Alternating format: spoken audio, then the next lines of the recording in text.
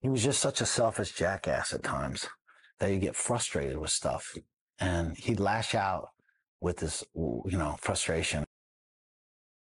So tell me what your dad's like. My father, when people ask me what my father was like and is like, it's an interesting question because, I've changed a great deal in how I view a lot of my growing up. My father, when I was a kid, was both the scariest man in the world and the strongest man you've ever seen. He looks like Clint Eastwood with black hair. He's 6'4", 6'5", like that. Big, strong guy, built kind of like me, but 6'5". And he's a difficult man. After seeing my grandmother and stuff like that, I mean, my grandmother was the only grandmother probably that her grandchildren didn't like seeing. It'd be like, oh my gosh, grandmother's coming, it'd be like such a whoop, you know what I mean? It'd be like, you're like, oh my goodness, it's so miserable. And everybody thought it was miserable, except for my father, and she was an interesting lady, the cocktail era, she's the type of lady that smoked cigarettes and then would light one before putting the other one out and then, have 4 or 5 martinis, at 3 o'clock or 5 o'clock, whatever martini hour is, on, and she's at one of those types. And she's blue blood, and she's European blue blood. And so my father was kind of raised like that. And, my father lived a somewhat privileged life. I wouldn't say rich kids necessarily, but I would definitely say very well-to-do. And he went to Yale and graduated Yale and then was accepted into Harvard Law School. And then a year or two into that, he decided that he didn't want to do law. This is back in the Vietnam era. So he did his military service, and he was actually one of the very first Green Berets. And he just formed the Green Beret unit. And my father was one of the very first Green Berets. After his military service, he decided that he was going to go back to school, and he went to Rice and got his doctorate in economics. And the whole time, my father did this. He was an amazingly selfish man. He went to the military while he was married to my mom, and my mom had to struggle because, he was an officer, but lieutenants in 1960, whatever, don't make money. He was very selfish. Everything revolved around him and, his school and stuff. And his mother, made sure he did that. I mean, he did not have to pay for any of that thing, for any of it. But my mom had to pay for it, so to speak, having to work and this. And I have an older brother that's a half brother. So she was also supporting a son from previous marriage. And my father never accepted him and ridiculed him all the time. And it's probably the saddest thing in my life is that, my older brother, I don't even think of him as a half brother, he's just it's a wonderful individual. And boy, he took the worst beatings out of all of us. My father was a physical man, and I wouldn't say Hollywood puts the abusive father as this alcoholic who can't control himself or this rageaholic who can't control himself. My father wasn't a drinker. He was just such a selfish jackass at times that he'd get frustrated with stuff and he'd lash out with this, frustration. And I'm sure, I have no idea. I'm not that close to my uncle. I'm trying to get closer to my uncle to find out because my uncle is like, I'd give anything to have my uncle as my father from what I know, And they're similar in certain ways, but also very different in others. And so I don't know what they had to deal with when they were growing up. I don't. But I know what I had to deal with. And I remember, just the beatings that my brother would take. And they weren't like, he didn't have to go to the hospital and stuff. But to be honest, I learned the art of intimidation at a very young age. And I found out something real simple. If I want to scare you, I don't hit you. Now, if I was to punch you, because who I am, it would be a very unpleasant experience for you, but you'd survive it. What I would do if I really wanted to scare you was I was going to tell you I was going to hit you. Then I'm going to describe all the pain and nerve damage I'm going to do to you and how you ain't never going to be the same after I hit you. And you're going to be so scared about that you're going to do what I want to do, because you're going to avoid anything for me to hit you, because I can make you that scared of me. My father had that same way, and we grew up with that. And when the beatings were so bad, I mean, I say beatings as maybe he'd hit us. I mean, it wasn't like he sat down and beat us so we couldn't walk, but he'd hit us. And he was vicious to my older brother. He definitely was not as vicious on us. And I have, to give you the circle of my family, my older brother is Marshall, and he's 7 years older than me. And then I have two younger brothers that are twins, and they're 10 months to the day younger than me. I'm born January 1st, 68, and they're born November 1st, 68. And, I carry a lot of guilt because I was kind of like the favorite kid, and I took the least amount of beatings and least amount of intimidation. And so we to finish my father, he, like I said, what he was a confused man, I think, He was a man that never lived up to his potential, but will tell you all about your stuff. He was a tremendous justifier. Even today, he justifies. He hides behind religion to justify his things. You need to be forgiving, guys. I'm not forgiving you, Dad. That's not the point. I'm just not going to put up with the rest of the crap.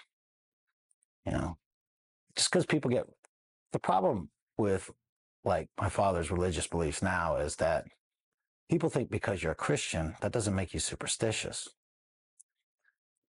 Christianity is not a superstitious religion. The practice of Christianity can be extremely superstitious. And that's where my father's at. I think he feels a tremendous amount of guilt for what he did. He blamed my mom for the divorce. It was all her fault. She made all this stuff up. I'm like, I got a dention in my chest from one of his rages, one of his things. That's not made up. And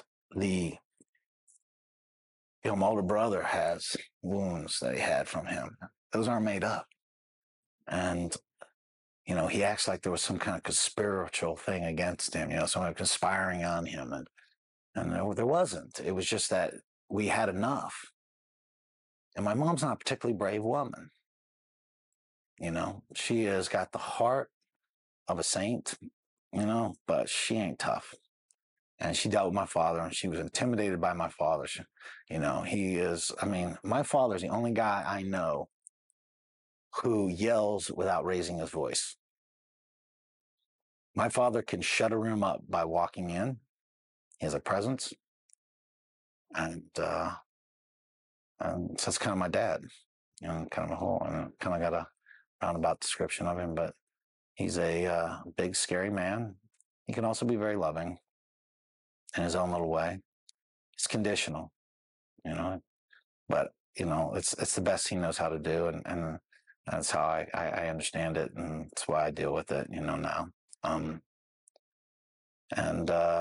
He is 100% right. You're 100% wrong. There is no wiggle room for him, even when the facts are put in there. Like, I love giving him a hard time. I study religions, and I've read the Bible 3 times. Most people have never read the Bible, and it always cracks me up when people start quoting stuff in the Bible. And I'm like, why don't you read the next paragraph where it nullifies exactly what the first line said?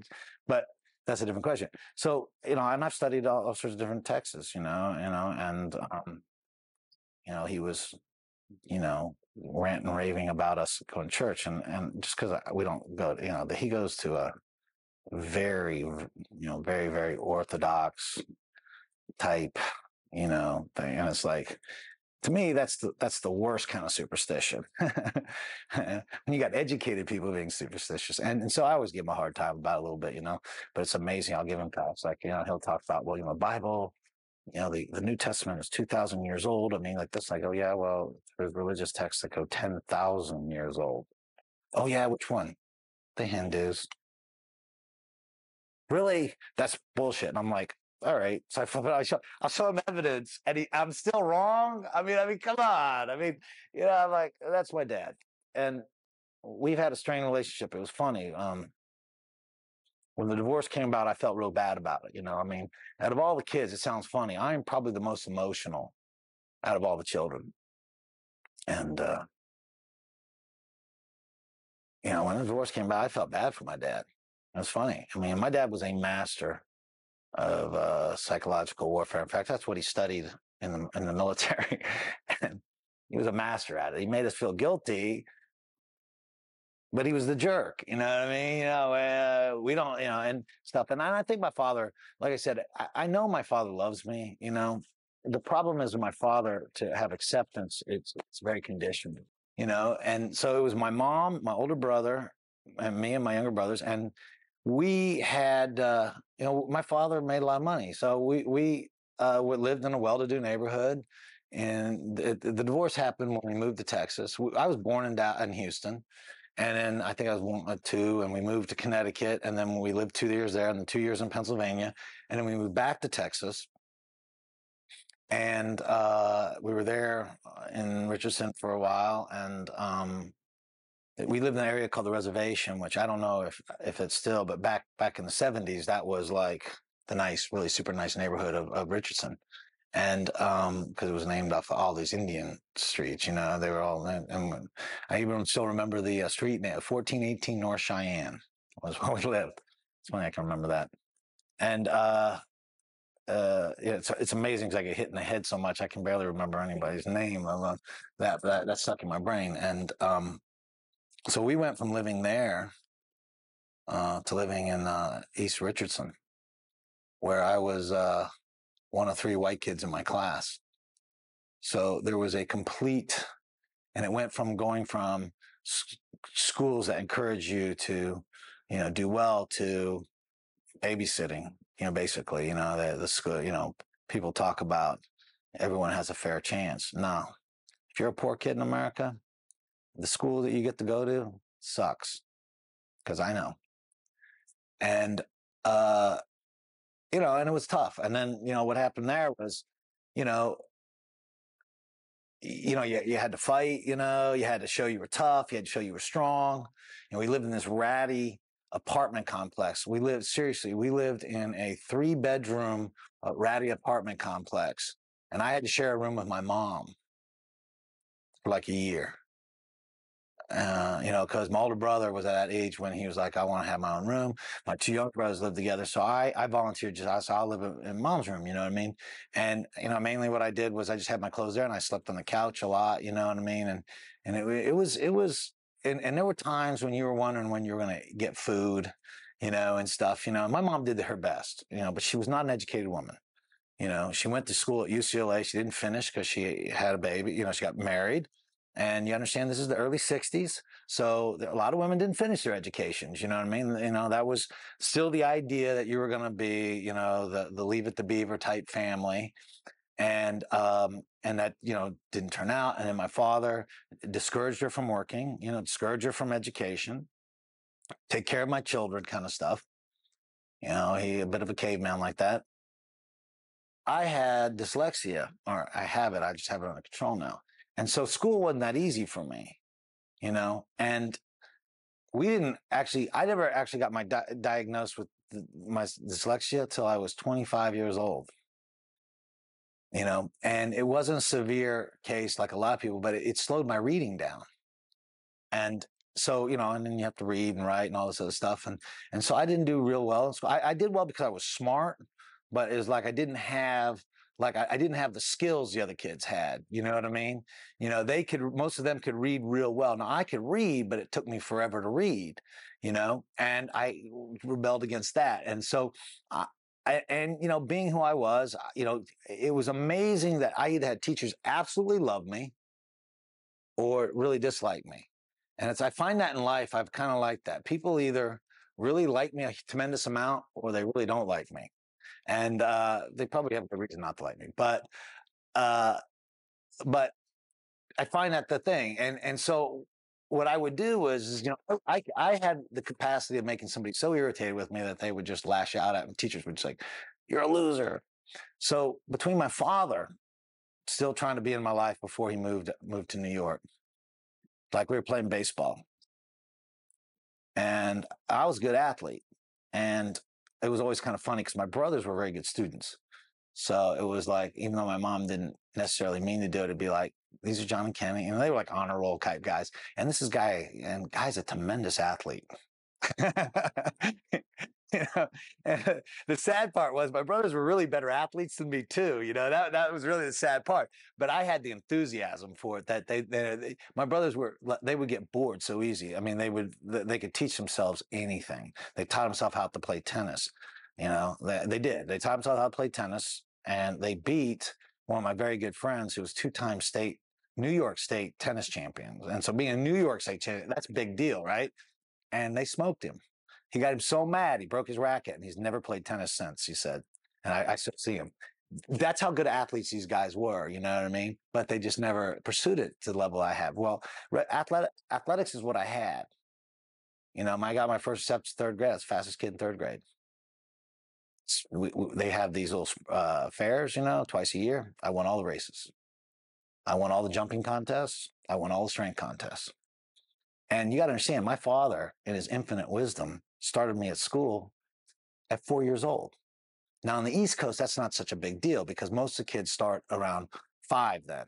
All right? But in Texas, man, most of the kids start at 5.5 and 6. So I was a year or 2 years younger, a year and a half to 2 years younger than everybody else. Even though I was a big kid, I wasn't big for my grade. So when I was playing like the Pop Warner type football and that baseball, well, I excelled because I was with kids my own age. And but when I went to play football in middle school, I wasn't so big. And so it was kind of a challenge. But I was always really determined to do something. And I was determined to be a somebody because my father, I remember, okay, I used to play pitcher. I used to play catcher. I really enjoyed catcher more than pitcher. And so I was a catcher, and a kid slid in. He tried to take me out coming in, and I said the ground boom, but he jammed his thumb on my throwing hand, and so I couldn't grab the baseball. So I'm having to literally like shot put the ball back to the pitcher. And my father, in the most humiliating situation, I like to think I'm over it, but I always get so freaking mad even now. My father sat behind the umpire. And, okay, I had mowed his lawn because we're divorced now, okay? And I mowed his lawn. He lived in Highland Park. He paid me $5 for it, but he hadn't paid me yet. He took 50 cents off the money he owed me every time I did not make it directly back to the pitcher. And you got to understand, my thumb was so jammed up I couldn't bend it. I'm shot putting a baseball, I'm in like 5th grade. And he was riding me and riding me and riding me so bad that you could see the parents on both sides moving from him because he's scary. And I remember one of the bravest men ever was my baseball coach. And he was this, because again, we're living in East Richardson. And he was this kind of salty black guy. And he looked over and he said, "Why don't you be quiet, Mr. Mezger?" And he goes, "Why don't you mind your own business?" He goes, "This is my business. I'm the coach. And I'm going to have to ask you to leave." And my father kind of looked at him. I thought, oh, shit, it's going to be a fight. And I'm like, this is the middle of a baseball game, a little league baseball game. I'm humiliated, and scared for my coach. But I have some reason later on I think about it, my coach probably would have whooped my dad. But that's the kind of stuff I had to deal with. And so I was like, I'm going to be a somebody, because my father literally told me, if you don't do this, you're going to be anybody. You're going to be, so nothing was ever good enough for him. Nothing was ever good enough for him. So when you talk about conditional, it was so difficult to even understand what it was that he wanted outside of, like, he wanted me to go to Yale. Like when I got a scholarship to do, these different things, it wasn't Yale. It wasn't this. Oh, I can't believe you want to go to Texas Tech because they're paying for my school. Why don't you pay? I'll go to Yale, pay for it. I mean, not that I could get into Yale. My grades weren't good enough, but you know what I'm saying, And so it was so difficult to know, we're sitting there searching for our father. And this is the sick part about it, guys. I don't care how bad your freaking dad is. You still want acceptance from him. You still want a boy from your dad, and, it's most of us don't even know how to get it. We try everything we possibly can, and that's the funny part. Everything was conditional with them, but then the conditions would change. And you never got that a boy. I can never remember outside of like I hit a grand slam one time on this team. I hit a grand slam. It was like just a thing. It was a bottom of the thing. We had like one out or something like that. Literally, it was like a 3-2 thing, and I cracked, this game-winning grand slam because we were down by like 3 points, right? I remember my father coming out and picking me up, and that was like, wow. It's the first. That's probably really only really big data boy that I can remember. I can remember. It might have been some more, but I don't remember. I've always had. I'm very fortunate that I've always had really like the old the Bronx Tale, the gangster's talking to young kid and he goes, you get 3 good women in your life. The problem, I got them all when I was 17. Well, I had a string of really good women. They weren't they weren't the woman, but they were really good women. And I had a bunch of them. I mean, and, so somebody got ripped off. Somebody got shorted 1 or 2 if you only get 3, because I had about 5. But invariably, the 2 women that I had the most connection with, the only 2 women, I never considered getting married. Even when I was living with a woman one time, like 4 years, we were like married, but I never thought of marrying her, which was a shame. She's a great girl, but she just wasn't for me. And I knew it. But the 2 most important women in my life, the 2 women that I actually thought about marrying, one is my wife that I did marry, and one was another woman and they've all had reasonably good relationships with their fathers. Now, their fathers were like kind of Jimmy Buffett songs, kind of lovable loser guys, you know what I mean? But they had a really good relationship with them. And I noticed that the connection that I had with them was much better. The women that had father issues, there was always a drama there. There was always an issue there. There was always something there that did. So my advice, I always tell the young kids, and I say, listen, find out if she has a relationship with her dad. If she doesn't, run. Because you're going to save yourself a whole bunch of headaches, brother. I'm just telling you right now. When we talk about my father, the negative, stuff always comes up first, But I also credit my father for a lot of positive things in my life. My father had a strong sense of honor. At least he projected it, and respect. And he said, you have to have, he used to always say, having the respect of intelligent men is the greatest gift you could possibly have. And he was, he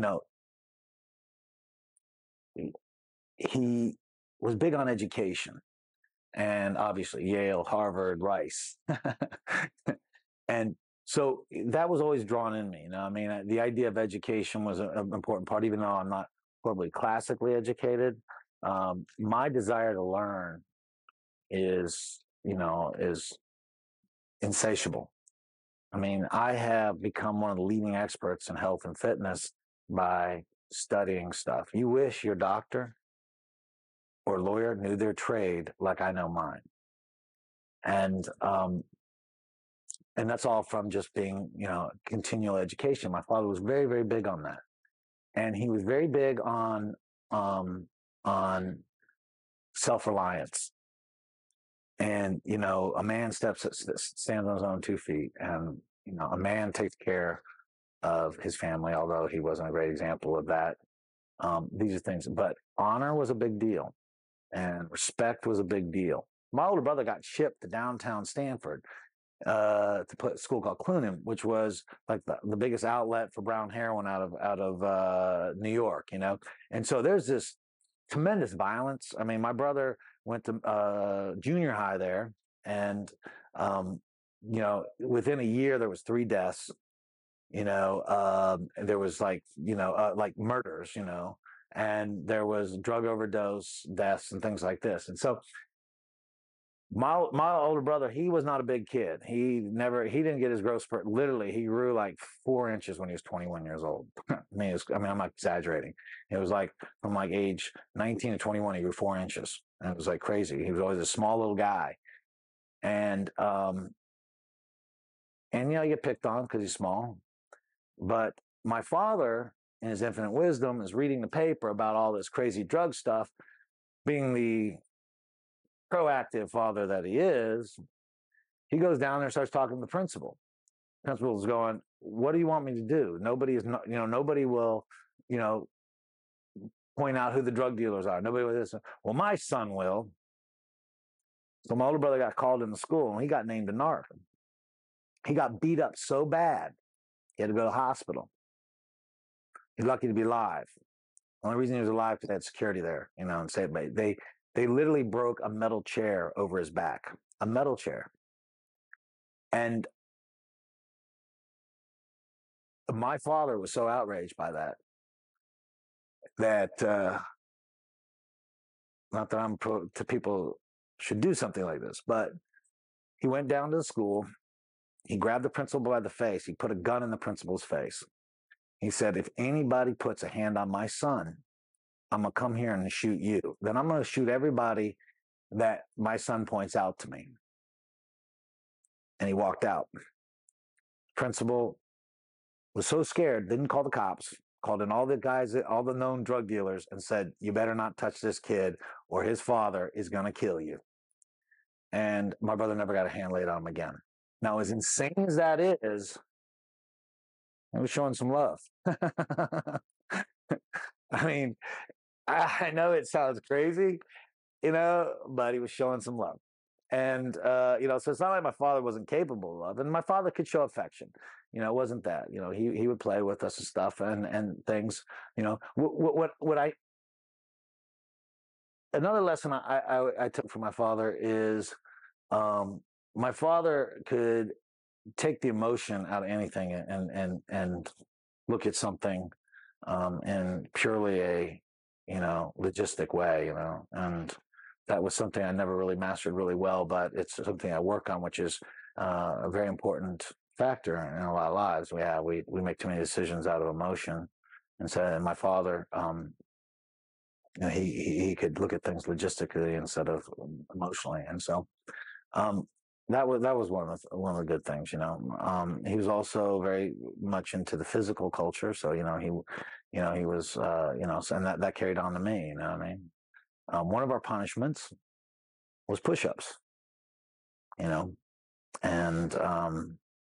he would make us do push-ups. Now, sometimes he'd get really irritated, and it would be snowing outside, and we have to go out in our underwear and do push-ups, but we did push-ups, It was like, how can we punish and productive? And because of that, I was probably the strongest kid in my school because I got into trouble a lot. So I did, I could do 100 push-ups like nothing, but most kids couldn't do 5.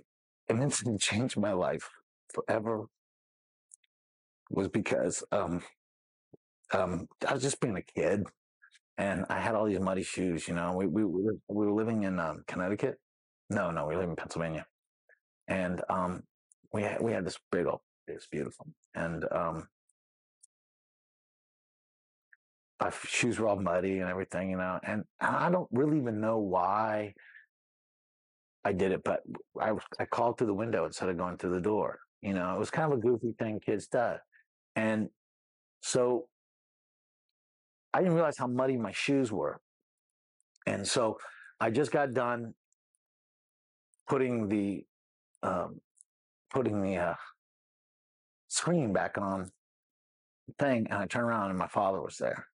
And I looked around and there was mud on the walls and mud, and I was like, oh shit. And he went into a rage. And I don't even know how old I was. Pennsylvania, I was probably second grade, maybe third grade. I don't know how old that makes me. And he picks me up and he throws me through the window. The window isn't closed, thank God. I just went through the screen. But I went sailing. I probably literally went 3 feet, 4 feet through this, thing. And I landed on, we had a rock bed there. I landed on the rock bed. And I wasn't hurt as much. I was just like completely freaked out. I didn't know what to do. So I get up. I don't know what to do. What do I do? And my father comes out and he's raging because I went through the screen. He threw me through the screen, but he's mad because I broke the screen now and the mud. And I'm like, I remember just like, I was crying. I wasn't hurt. I was just so freaking scared and didn't know what to do to make it right. I'm like, what do I do? What do I do? And he's coming at me, and I was so freaking scared. I couldn't even move. And there was kind of a slight hill led by my brother, John.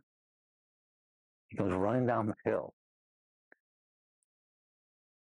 And he gets between me and my dad. He puts his hands up to fight my dad. And my dad backhanded him, and he stayed there. And I got up and I ran away. And I left my brother there. Because then my dad's anger was on him, not me. And we had this little fort out in the woods, and my dad couldn't find it. We used to hide from him there. He'd walk around the woods. He'd try to find it. He knew he had it, and he would literally walk on his time trying to find out where our fort was, and he could never find it. And I was hiding in my fort. And finally, all the kids, came to the fort. And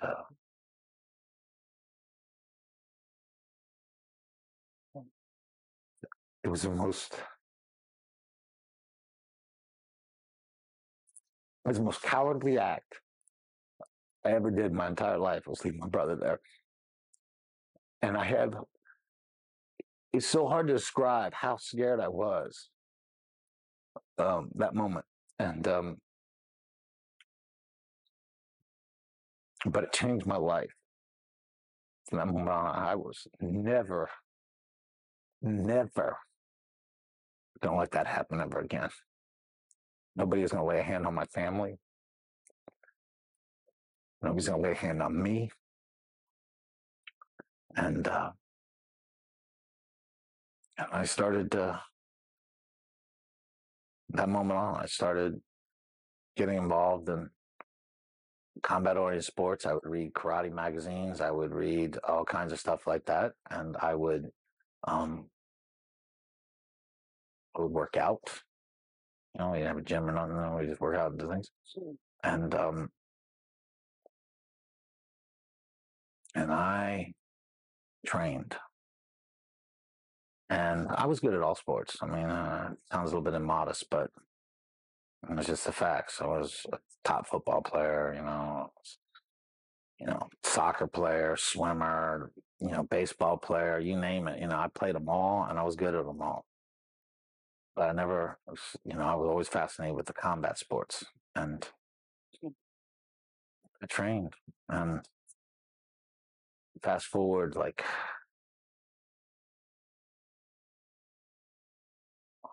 all there was, I think it was like my dad had remarried, and he had 2 children in his new marriage, and she was a wonderful woman. And so I figured that there may be some hope for my father, because of this. And I wanted to know my sisters, and so I reattached with them, and I was a freshman in college, I believe. Yeah. So my freshman year in college, for Thanksgiving, I went to visit my father. And that's when all the realization that my father's rhetoric to me was just bullshit. Do as I say, not as I do. I guess it's not bullshit. It's just do as I say, not as I do. Well, he's having an affair. Here's a man who talks about telling the truth, about what's honorable, about respect, not respecting his wife. He's obviously not being honorable about, the marriage, and he's a fucking liar, excuse my language. And I didn't know about this. Okay. So I'm there having Thanksgiving, and this woman was the most, the most manipulative woman I ever met. You know what I mean? And she had my father. It's so funny. My father's so smart, but I knew more about women by age 13 than my father knows today. It's so funny. It's like crazy. And then, he had it was so easy to see how he was just being led like a bull with a ring in his nose, by this woman, and because he's so much more intellectually superior than me, there's no way. I'm like going, you gotta be kidding me. Middle of Thanksgiving, he gets a phone call. His wife answers the phone. She says, I'm not gonna let you talk to him. He's here with his son, having Thanksgiving, and you're gonna have to call back. And my dad grabs the phone. I'm like, what are you doing? Grabs the phone. What's this woman? And she's lonely on Thanksgiving. And she wants my father to come. So my father goes. And I had no, I'm like, what's going on? And he goes, you wouldn't understand. Try me. At this time, I'm 17 years old. I was in college at 17, but I was, I was, a man then, and by then, I was already, basically, because of my father, I was supporting myself at completely 100%, like clothes and all that kind of stuff at age 15, helping out with the mortgage and all that other stuff too at age 15. So I pretty much thought I was a man. I mean, I had lots of lessons. I found out I'm not, but I was like, so what's going on? So Sheila, that was my dad's ex-wife. She's like, why don't you tell him, Stephen? Tell him what's going on. And he looks at it, he goes, you shut up. And it was like, bam, flashback to when I'm a little kid. My heart starts beating and I'm sitting down, at the dinner table. And I feel like that kid. And I was like, holy crap. And she's like, no, Steve. And he's like, he's getting up on her, you know what I mean? I mean, he's like up in her face. And I'm like, do something. This is going to my brain.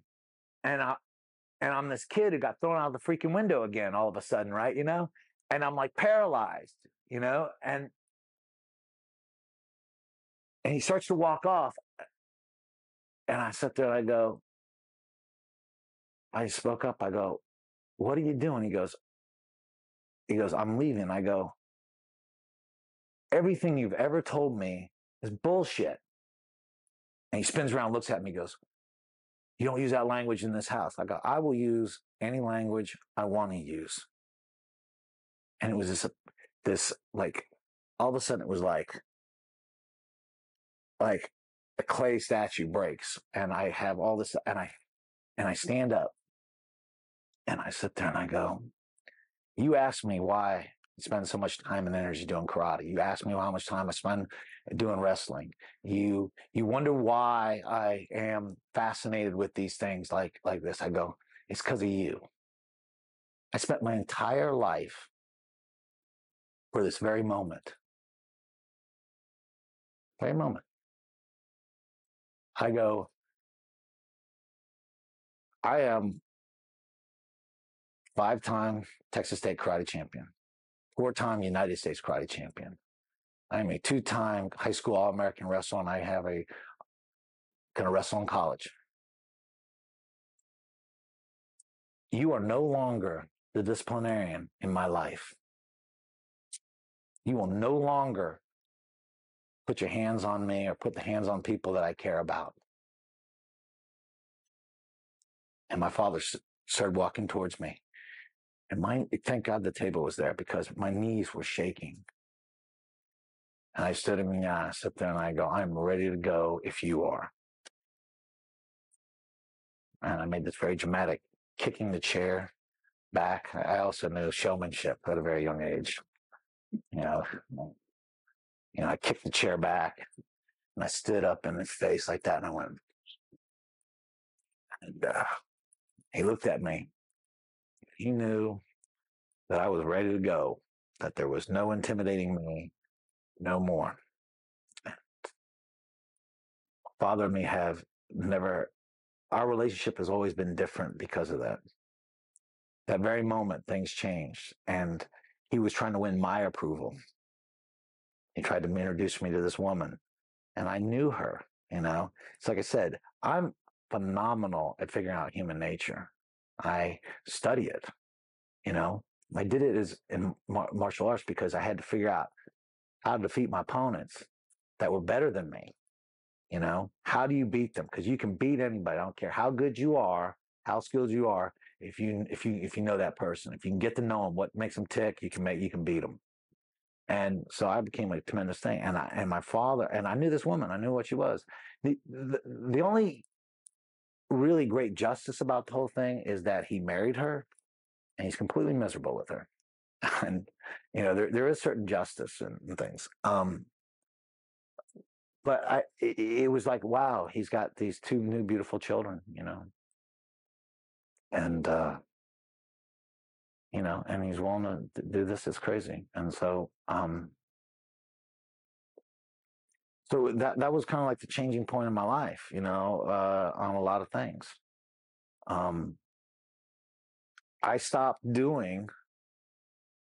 It wasn't a sudden transformation. It was a gradual transformation. I stopped doing things that were expected of me by people that weren't reasonable. You know what I mean? I mean, you're expected to be polite to your mother. That's not a problem.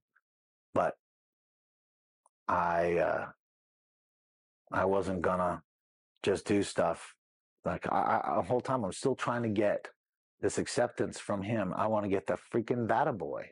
You know what I mean? And I no longer wanted that aspect. And I said that I'm going to be a somebody. I said, he's told me most of my life I'm not going to be anybody unless I do what he says. Well, it's impossible to do what he says. It's impossible. I can't go to Yale. I can't do these things. I mean, it was impossible to get his love and get his acceptance and get things away because he made it impossible. So I said, I'm going to do my own thing. And I did. And I looked at it, I go, and the funny part is what I told my father too is, I told my dad, I said, I have trained my whole life for this very moment. My entire life, I went through my credentials like I did, of how prepped I was to whoop him. And I sit there and I go, and all I see is a shell of a man that I thought you were, and a very pathetic guy, very pathetic man. And I think that broke a piece of him inside. I could see him physically wilt as he walked off. And I think when you put so many facades up and you believe it, I tell people all the time, like the fight business, like I go, problem with me leaving the fight business was I put so much myself of who Guy Mezger is in the fight business, I was the world champ, I was a multiple world champ. I was like, I want to win another world title. I'm like, well, what would 6 world titles do versus 5? because you see, you put this facade up, like, we all do it, but my father was a lot like me in this, and mine wasn't as negative as his, but like in the fight business, you're Batman, you're invulnerable. You get to be, you get to say, cool things and cliche things, and people like, oh, and your fans love you for being a tough guy and talking tough, and you wear this armor like Batman. The reality is, you're Bruce Wayne. He's wearing a costume.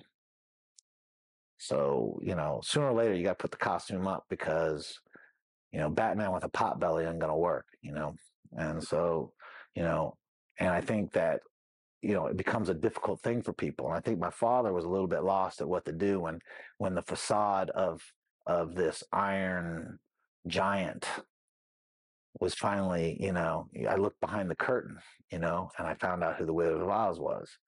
And it was different. I still tried to stay in touch with them because of my sisters, but he made it increasingly difficult because I reminded him of who he really was.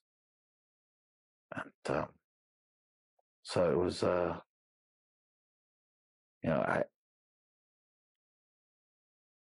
all the tough stuff, everything doesn't always have a negative thing. Some people go negative. They become criminals. They become this, they become that. But it was my lever, my focus. Now, I really wish I had done something different because I would make a wonderful doctor, I think. But I was so focused in what this self-preservation and this self-reliance and all this stuff that, I didn't do what it took to be those things. You know what I mean? I always think, what would have been different if I had my Uncle Eric, he's a stern man too, but a loving man.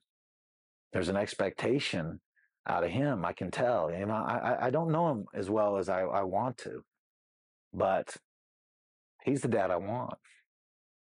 Well, I want a dad who expects a lot out of me because I'll rise to the occasion. See, I rose to the occasion that my father did. It really did.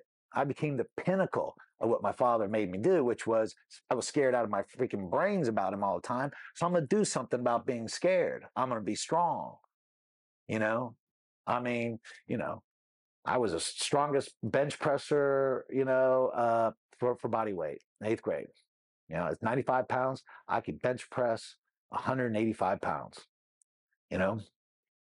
And, that's like twice my body weight, I could do that. And, it was these, when we talk about the influences, my father made me, he made me who I am. Now, I'm not ashamed of who I am. I don't make apologies of who I am. But what could I have done different if I had something different, Because, I'm being a professional fighter, even a really good professional fighter, I don't get to change the world too much, As a teacher, I get to change the world a little bit, but how could I change the world? Maybe if I was a doctor or something. So we are products of our parents. People don't get it. Very few people they don't get it. Go, well, I'm not a product of my parents because they're a bunch of losers, and they live in a trailer park, and I live here. No, you are, because you resented being in a trailer park your whole life, that you went and did something about it, whether it's negative or positive. You are that byproduct. And the influence that your father has, staggering. Staggering. I'll tell you how tough it is even now. I retired from fighting. Just so you know, my father has never seen me fight. Never. Just so you guys get an idea how many fights I've had. I had 145 professional fights. That's like 5 careers. You figure you might catch one of those 45, right? I've been on 20 pay-per-view events. He's never seen one of them.